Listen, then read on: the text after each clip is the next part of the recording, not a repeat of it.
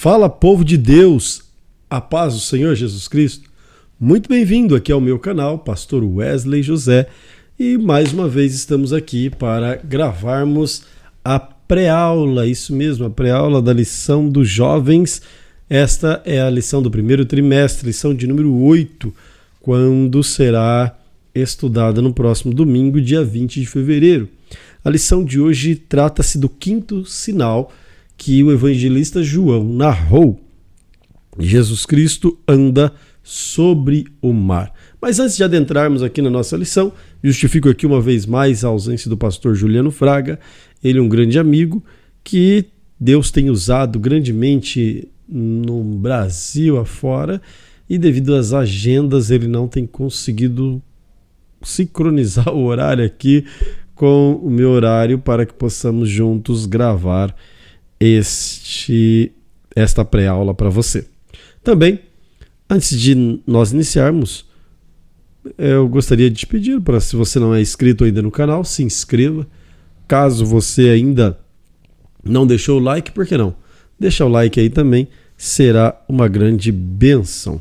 O quinto sinal. O quinto sinal trata-se então de Jesus andar sobre o mar. O quinto sinal do qual o evangelista João narrou. O texto principal da lição, em que o evangelista João deixa registrado no Evangelho de João, capítulo 6, versículo 19 e 20, o pastor Silas deixa estes versículos como sendo nosso texto áureo. O texto principal que diz assim: e tendo navegado uns 25 ou 30 estádios, viram Jesus andando sobre o mar e aproximando-se do barco e temeram. Porém, ele disse-lhe: sou eu, não temais. Este texto áureo que nós estaremos tratando trata-se então aqui do contexto da nossa lição. Não vou nem comentá-lo antecipadamente, porque ele está bem inserido no decorrer da matéria desta pré-aula. Resumo da lição: os discípulos se viram diante de uma situação frente à qual eram impotentes. Foi naquela circunstância que Jesus se revelou a ele. Muitas das vezes nós também nos depararemos diante de circunstâncias e situações que estaremos de mãos atadas, impotentes, não teremos o que fazer. Mas já deixo aqui um conselho para você. No momento em que você se sentir impotente, no momento em que você se sentir de mãos atadas, existe um único caminho. O caminho é aquele que Paulo e Silas, em Atos dos Apóstolos, quando eles foram presos e colocados lá na masmorra, na prisão, eles simplesmente louvavam, choravam, adoravam o nome do Senhor. Quando tudo parece impossível, a melhor coisa é esperar por Ele, porque Ele tem solução. No caso de Paulo e Silas, a Bíblia diz que os grilhões se quebraram, as cadeias se abriram. Quando nós reconhecemos e esperamos em Jesus Cristo, Ele se revela a nós. E é isso o que nós estaremos tratando aqui nesta lição de hoje. Nós vamos para a introdução. O texto bíblico está registrado em João, capítulo 6, do 16 ao 21, que vai tratar aqui então sobre Jesus andar sobre as águas. Mateus 14 traz também a narrativa desses fatos, desse acontecido, inclusive com um pouco mais de informações, bem como Marcos, no capítulo 6, também registra este milagre, este acontecido. E aqui na nossa introdução diz: dentre os propósitos de Cristo em seu ministério, do qual deles é revelar-se como Deus no meio de nós, o Emanuel, estava o treinamento dos discípulos. Isso aconteceria através da criação de oportunidades que gerassem experiências de fé. Nesta lição, refletiremos a esse respeito, considerando inclusive como é importante que reconheçamos nossa fragilidade diante do poder de Deus, que não encontra quaisquer limites ou barreira. Na sequência do estudo dos sinais, selecionados por João, esse se destaca como mais contundente demonstração de sua divindade. Jesus andando sobre as águas mostra o seu poder como Criador, como absoluto controle sobre todas as coisas, incluindo a criação dos seus fenômenos, como uma tempestade em alto mar. Por isso podemos ter a segurança nele em meio aos maiores perigos da vida. É isso. Jesus Cristo, além de apresentar-se como Deus, estava treinando um grupo de homens, um grupo de obreiros, de discípulos que dariam sequência ao seu ministério, àquilo que ele veio realizar, ao propósito de salvar a humanidade. E Deus deu o seu Filho unigênito, Jesus Cristo, para morrer por todos nós. De fato, Jesus Cristo já morreu, já executou a obra salvífica por mim e por você. E é claro, nós não temos condição alguma de fazer algo para merecer a salvação, para merecer o céu, porque Cristo fez isso gratuitamente. Cristo nos deu isso de forma simplesmente amorosa. No entanto, ele usa dos meios humanos, ele usa dos homens, usa-nos como instrumentos para levar este amor. Não é à toa que ele disse: ide por todo o mundo e pregai a boa notícia a toda criatura. Informem a todos, não somente aqui em Jerusalém, mas em toda Samaria, em toda a Judéia, até os confins da terra, todos os lugares que vocês puderem ir, levem a boa notícia que Jesus Cristo salva, que Jesus Cristo cura, que Jesus Cristo batiza e leva para o céu. Isso é maravilhoso. Então ele estava aqui treinando também os seus discípulos e demonstrando poder assim sem igual. Veja, logo após multiplicar os pães, na sua primeira multiplicação dos pães, ele já anda sobre as águas. Jesus Cristo demonstra um poder não apenas em transformar água em vinho, não apenas em curar um homem no tanque de Betesda. Agora Jesus Cristo ele tem domínio sobre todos os elementos. Jesus Cristo tem domínio sobre a multiplicação dos pães. Jesus tem domínio sobre o mar, sobre a pesca também maravilhosa. Jesus Cristo tem domínio sobre a cura divina. Jesus Cristo tem domínio sobre toda criatura, sobre toda a criação. Não há nada que fique rígido, que fique do mesmo modo diante de Jesus Cristo.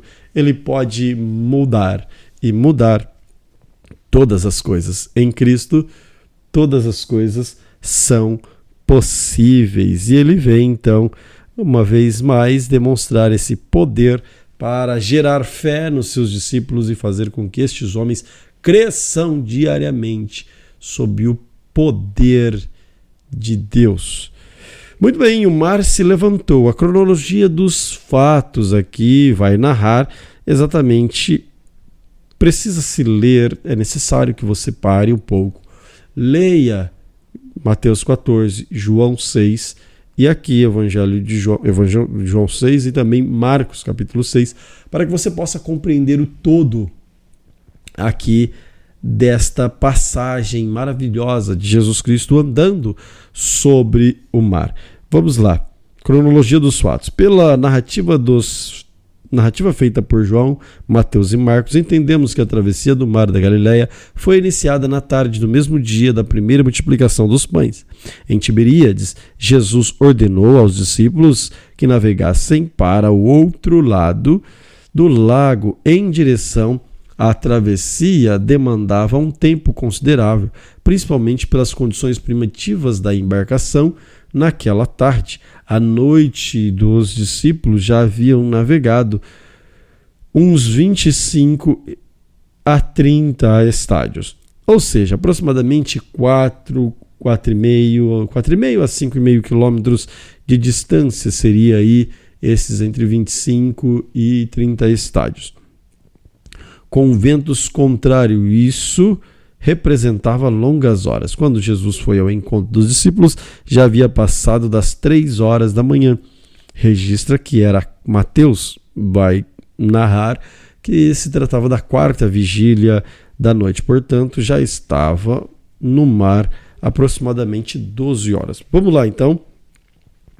Se na lição passada nós estudamos sobre a multiplicação dos pães, Jesus Cristo opera aquele milagre maravilhoso e você lembra que após ele operar esse milagre, algumas pessoas queriam fazer dele o rei, mas não o rei que ele veio pregar, o rei do que não é deste mundo. Ele estava ali para cumprir o propósito e transformar vidas, para prepará-las para o reino dos céus. No entanto, as pessoas queriam um reino beligerante, que entrasse em confronto com Roma e derrubasse o império. Mas não era este o propósito de Cristo Jesus. Pelo contrário, Jesus Cristo escandalizava aquelas pessoas com seus ensinamentos e proposições. Quando nós olhamos no Sermão da Montanha, Jesus Cristo disse: se um soldado te obrigar a andar 1 milha, ande com ele 2. Se ele te der, ou se alguém te der um tapa na sua face, dê a outra. Então Jesus Cristo constrange aqueles homens dessa maneira, fazendo tudo o contrário que eles imaginavam ou queria que um rei assim agisse, o rei do qual eles esperavam. Então, naquele momento que Jesus Cristo opera aquele milagre, alguns daqueles homens queriam fazer Jesus rei. O que ele faz? Despede da multidão e corre. Ele vai embora, mas o que ele vai fazer? Orar. No Evangelho de Mateus, capítulo 14, você vai identificar que ele sobe o monte para orar. E antes de subir ao monte, ele obriga, segundo Mateus, ele obriga os seus discípulos a entrarem no barco. Alguns dos estudiosos dos grandes nomes da teologia diz que os discípulos entram no barco, mas não partem de imediato. Ficam ali esperando para ver se de repente Jesus Cristo não volta, não retorna a tempo de ir com eles pelo caminho. Mas a Bíblia não diz isso. Então, a Bíblia diz que Jesus Cristo os obriga a entrar no barco e eles vão navegar neste momento para o outro lado do Mar da Galileia. Mar da Galileia, você sabe, não se trata de um mar, não se trata de um mar que tem ondas, não se trata literalmente de um mar, é um lago um tanto extenso, com aproximadamente 12 quilômetros. No entanto, naquela ocasião, este lago, que tem outros nomes, inclusive você vai encontrar os nomes dele, ele sofre naquele momento por uma rajada de vento muito forte. Quando os discípulos estão dentro do barco, já no Mar da Galileia, neste lago que nós estamos falando aqui, ele vai ser açoitado de uma forma muito forte, com ventos ao ponto da navegação ficar difícil.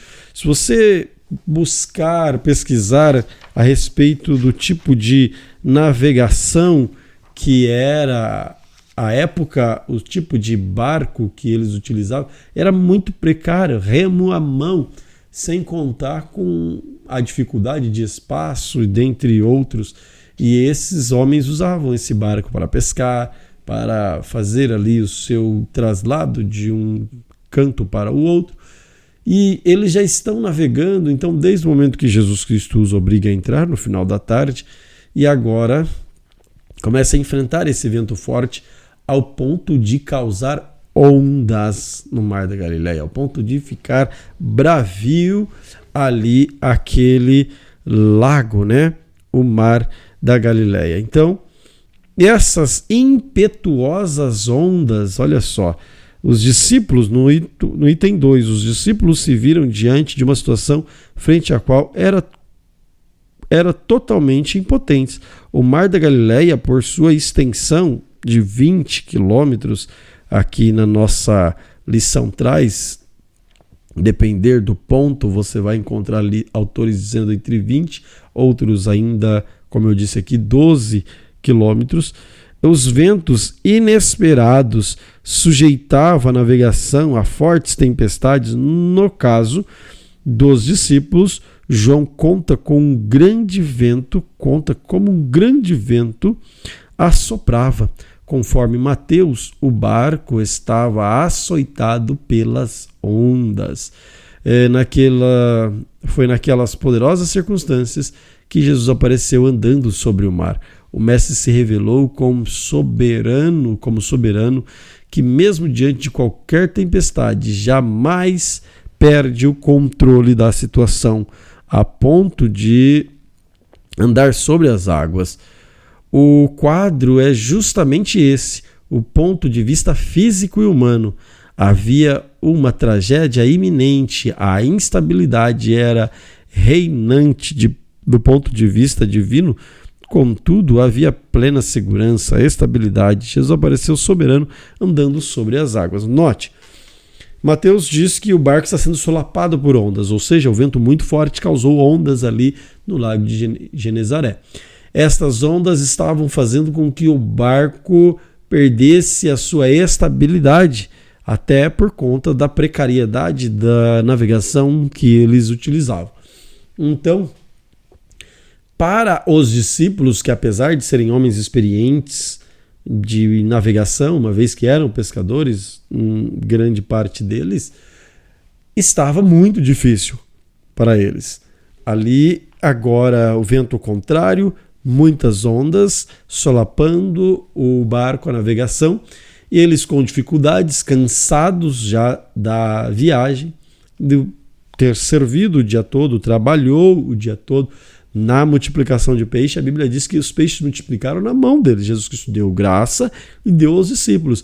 Quem distribuiu aos 5.000 homens e mulheres e crianças foram os discípulos. Então, os discípulos estão esgotados. Do ponto de vista físico, para eles acabou. Ali poderia ser o último momento deles, talvez. Na mente deles, agora já não mais tinha a solução.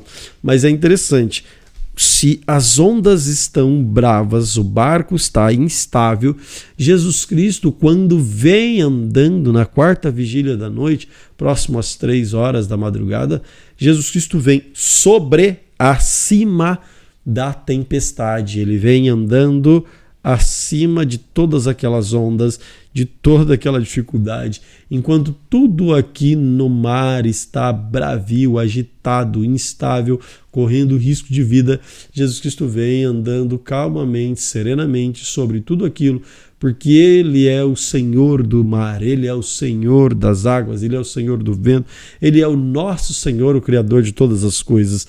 Em todos os momentos, em qualquer momento, Jesus Cristo é quem sustenta, quem segura, quem controla todas as coisas. Então, o que nós precisamos é olhar sempre para Jesus Cristo. E um fantasma. Por que é um fantasma?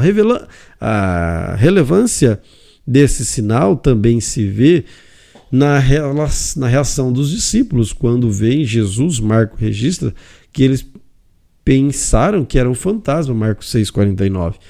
E é de se imaginar que os discípulos não cogitassem que Jesus fosse tão poderoso ao ponto de andar sobre as águas, mesmo sendo autor dos milagres que já haviam testemunhado. Como poderia ser afetado pela impetuosidade das ondas ou qualquer força da natureza? Eles ainda não tinham uma compreensão exata de sua divindade e poder. É de se imaginar também qual seria a origem da crença que expressam ao imaginarem que seria um fantasma. Isso não tinha relação alguma com toda a revelação escriturística já disponível aos judeus. Precisamos ter cuidado com todo esse tipo de crendice. Nossa compreensão das realidades espirituais devem ser sempre uma fonte única e segura, a palavra de Deus. É notório, é natural que os discípulos se assustariam. Talvez você e eu também, se estivéssemos num contexto daquele, já de medo, de pavor, de receio de perder a própria vida ali por conta da dificuldade de navegar, com a profundidade que tinha. E de repente, olha para o mar com todo aquele movimento, com toda aquela dificuldade de navegação e vê alguém caminhando na direção, automaticamente eles vão imaginar que é um fantasma, vão pensar coisas, é claro, devido a alguns deles ter vindo de onde vieram.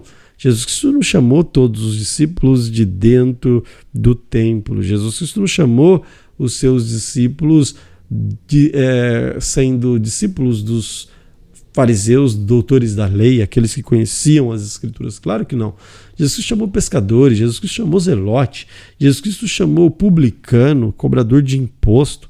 Jesus Cristo, ele pegou pessoas assim completamente distintas e trouxe para ele instruir, para ele treinar, para que se cumprisse a vontade do Pai e que o nome dele fosse glorificado. Agora esses homens, com tudo que eles carregam, os dogmas, crenças, olha para aquilo e acha que é um fantasma. E é interessante, um ponto aqui a se observar, que Mateus diz que quando Jesus Cristo está lá na montanha, lá no monte orando, ele está olhando para os discípulos. Ele está vendo que o barco está sendo assolado pelas ondas e que os discípulos estão desesperados.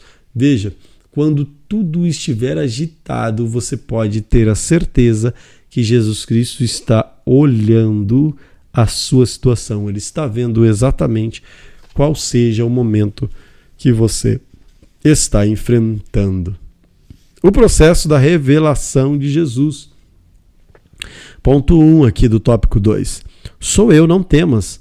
Quando os discípulos, assustados e com medo, pensaram estar diante de um fantasma, Jesus identificou: sou eu, não temais. João relata o momento em que receberam no barco, mas Mateus dá uma informação precedente. Pedro manifestou sua dúvida se realmente era Jesus. Senhor, se és tu, manda-me ir ter contigo por cima das águas. Jesus o chama e ele, descendo do barco, começa a andar sobre as águas. Sentindo o vento forte, teve medo e começou a afundar. Clama por Jesus que ele lhe estenderá a mão e o segurará. Deste modo, quando Jesus Cristo se apresenta para eles, ainda resta dúvida. Mesmo, olha só, Jesus Cristo está vindo sobre o mar, eles estão assustados, atônitos, com medo. Marcos e Mateus usa a seguinte palavra: acalmem-se. Acalmem-se, sou eu. Se animem, não tenham medo, não temas, sou eu, sou Jesus. Eles ouviram a voz, mas não conseguiram identificar, ao ponto que Pedro, todo intrépido, como sempre o é, ele disse: se és tu, então que eu ande também sobre as águas. E Pedro vai, desce e anda sobre as águas. No entanto, o vento continuava agitado, continuava o mar agitado. Pedro, mesmo andando sobre as águas, ele sente o vento forte, ele olha para um lado e para o outro e fala: uau, eu estou sobre as águas. Neste momento que ele percebe a situação real, que ele sai na empolgação, confiando em tudo e anda. Na hora que ele olha, sente o gelo do vento nas costas e fala: Ele começa a afundar. Mas ele fez algo que nos ensina muito. Ele pediu socorro a Jesus. Quando nós pedimos socorro a Jesus, ele estende as mãos. É por isso que o professor conclui o primeiro subitem aqui do tópico 2 dizendo: clama por Jesus, que lhe estende as mãos, estende a mão e segura. Mateus 14, 31. Toda vez que você estiver em apuros, pode clamar a Jesus Cristo. Medo e dúvida. Será que nós temos, nossos alunos têm medo e têm dúvida? Jesus abordou os seus discípulos com uma palavra de ânimo diante de pavor que enfrentavam. Pedro pois em dúvida sua identidade, pediu uma prova exclusiva, de ordem pessoal. Foi censurado por sua incredulidade. Aprendemos com isso que o reconhecimento de nossa fragilidade encontra conforto em Deus. Ele é nosso socorro bem presente na angústia. Salmos 46:1.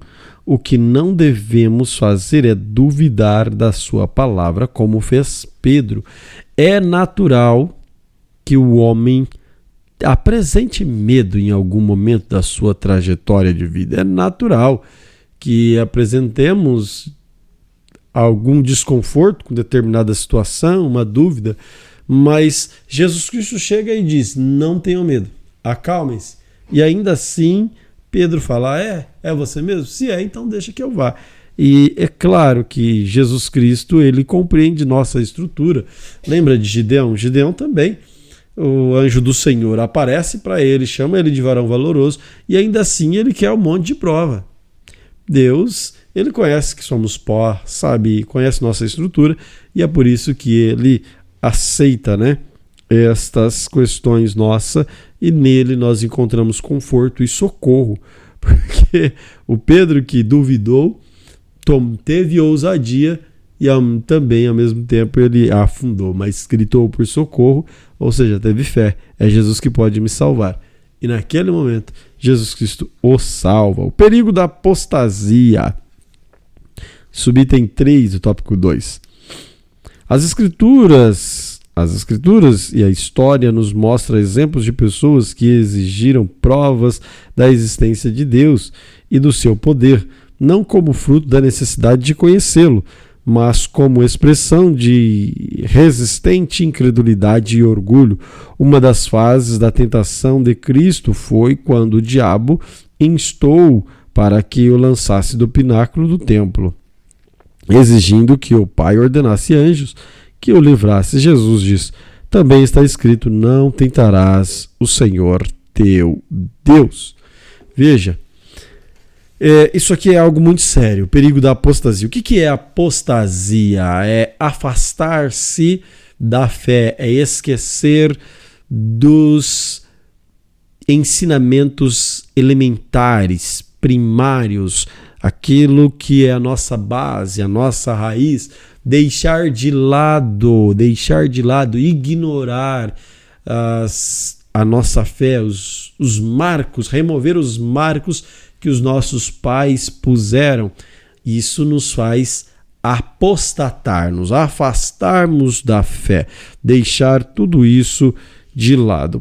E aí, depois fica querendo prova para ver se realmente Deus existe. Deus não precisa provar nada para ninguém que ele existe. Eu gosto muito de como a Bíblia inicia. No princípio,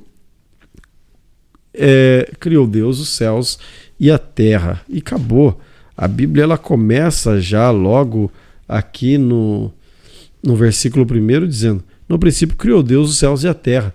Não está dizendo quem é Deus, não está dizendo quando ele nasceu, quando ele fora criado, como é que foi. Não, Deus não precisa provar nada para ninguém que ele é Deus e que ele existe. Ele simplesmente o é. Se você tiver fé, você crerá nele, ou será um apóstata, ou talvez nunca o creu.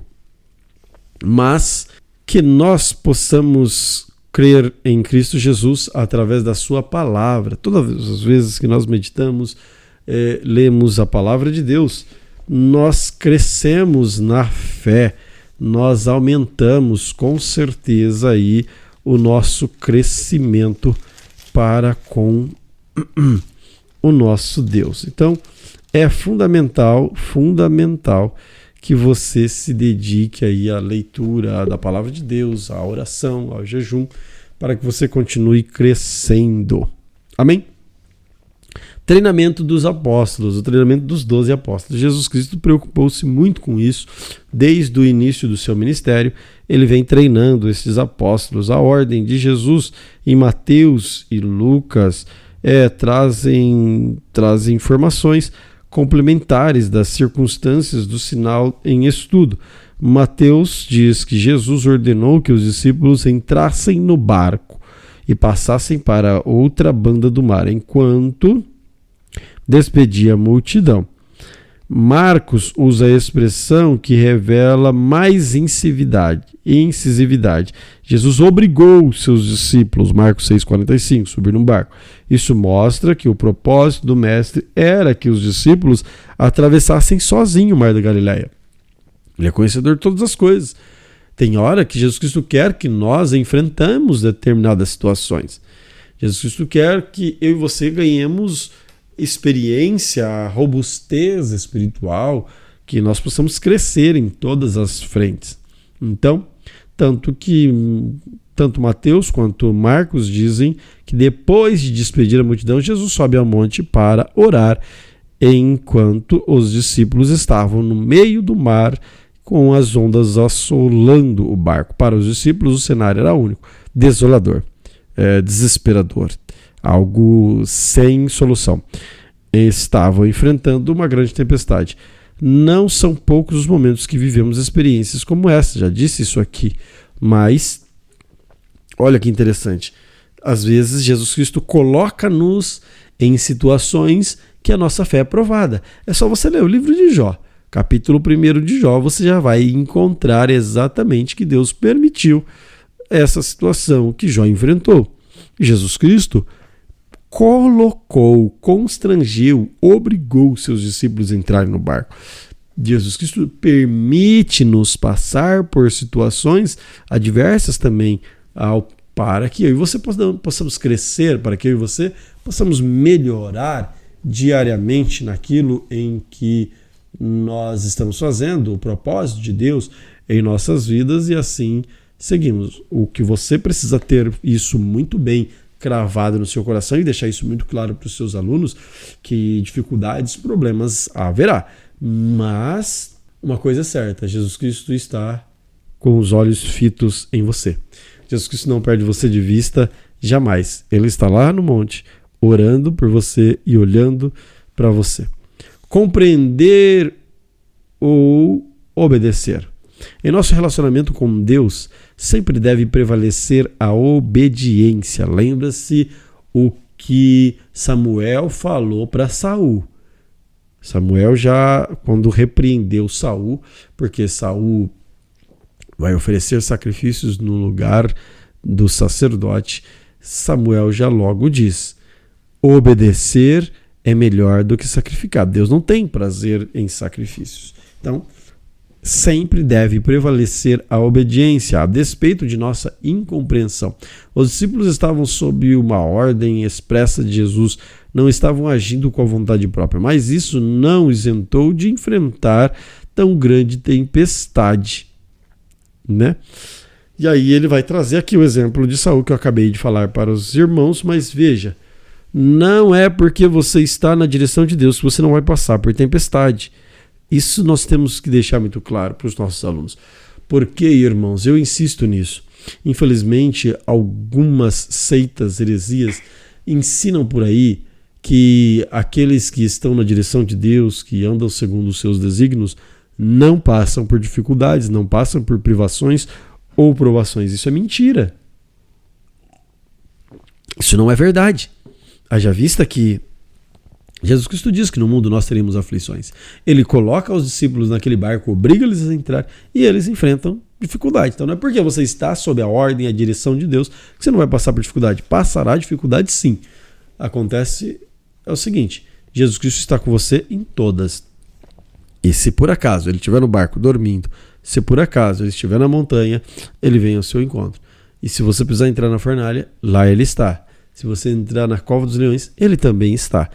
Todos os momentos Jesus Cristo está e permanece com você, ok? Não perca o foco. Obedecer é muito melhor. Continua sendo obediente à voz de Deus, seguindo então a direção do Senhor. Se Jesus falou, espera, é interessante que Samuel havia falado, aguarde. Deu 7 dias, Saul ficou desesperado, já quis logo oferecer sacrifício. Poxa vida, espera, o sacerdote chega. Demorou para chegar, ele ofereceu o sacrifício, teve até o reino cortado. Então a desobediência pode trazer prejuízos muito maiores.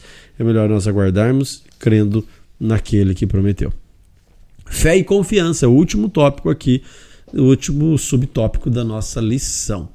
Nosso relacionamento com Deus precisa estar fundamentado na fé, confiança nele. Lembramos, considerando todos os seus atributos, sem fé é impossível.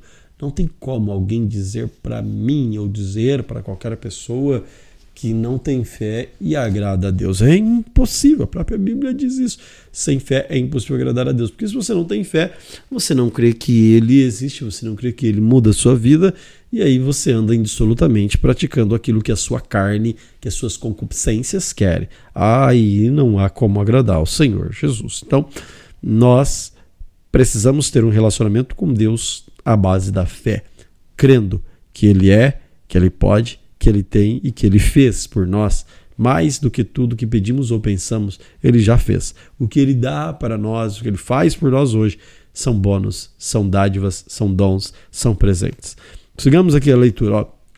No contexto dessa afirmativa, temos o exemplo dos homens e mulheres que confiaram em Deus sem qualquer existência, sem informação que lhes desse segurança alguma. Eu posso citar aqui, por exemplo, Abraão. Abraão sai da sua terra, vai para um lugar que ele não imagina, não sabe onde é. Uma terra que eu te mostrarei. Calma aí, eu estou saindo com a família. Cadê? Eu preciso palpar, eu preciso de algo tangível, eu preciso de algo que me transmita segurança. Não, simplesmente obedeceu, confiou e seguiu. Quando o homem confia no Senhor Jesus, ele simplesmente, de fato, obedece a Deus. O próprio servo de Abraão também obedece e segue por fé que Deus daria êxito, vitória para ele quando no momento de escolher a esposa para Isaac. Deus sempre pede de nós renúncias e entregas envolvendo diversas áreas da nossa vida. Nós podemos voltar ainda a Abraão e citar quando Deus pede para ele Isaac. Lembra? Oferece seu filho para mim. Deus, ele pede o que ele quiser. Naquele momento ele pede Isaac e Abraão creu. Só que veja a fé de Abraão. Quando aqueles homens que acompanhavam Abraão subir no monte Moriá, estavam acompanhando, quando chegaram no local de oferecer o sacrifício, que teria que subir o monte, Abraão diz o seguinte para aqueles servos: fiquem aqui, porque eu e o moço vamos oferecer sacrifício e voltaremos. Abre lá sua Bíblia. Voltaremos. Ele sabia que ainda que ele oferecesse o filho dele em sacrifício, Deus é poderoso para trazê-lo de volta, porque este menino era o filho da promessa. Se Jesus mandou você atravessar para o outro lado, pode ir que você chegará. Vai passar por tempestade? Passará. Mas se você chega do outro lado, com certeza, porque foi ele quem mandou, foi ele quem prometeu. E agora eu vou começar a pregar aqui, é maravilhoso. Então, esta mensagem, esta aparição de Jesus sobre as águas do mar é para demonstrar o poder dele sobre todas as coisas e dizer que não há limites, não tem limites no poder de Deus, no agir do Senhor Jesus Cristo. Então, todas as coisas são submissas à voz de Jesus Cristo. Quando certa vez Jesus estava no barco dormindo, a tempestade também assolando o barco, eles acordam Jesus Cristo se levanta e repreende o vento e o mar. Eles ficam atônitos, assustados. Quem é este que até o vento e o mar lhe obedece? Esse é Jesus, que tem domínio sobre todas as coisas. Conclusão da nossa lição diz o seguinte: servimos a um Deus gracioso e cheio de misericórdia, que sempre quer se relacionar conosco. Para isso, precisamos ter fé. As mesmas tempestades que expõem nossa fraqueza, nosso medo, serve também para nos aproximar de Jesus, é verdade, e nos fazer conhecê-lo melhor. Precisamos buscá-lo mais, uma atitude profunda, de profunda humildade, reconhecendo nossas limitações. Com ele chegaremos à terra firme. Amém? Então, Que Deus te abençoe, que você tenha uma excelente aula e que Ele honre sua fé, sua dedicação para com seus alunos de forma poderosa e especial. Não deixe de compartilhar e também de se inscrever aí no canal. Deus te abençoe grandemente.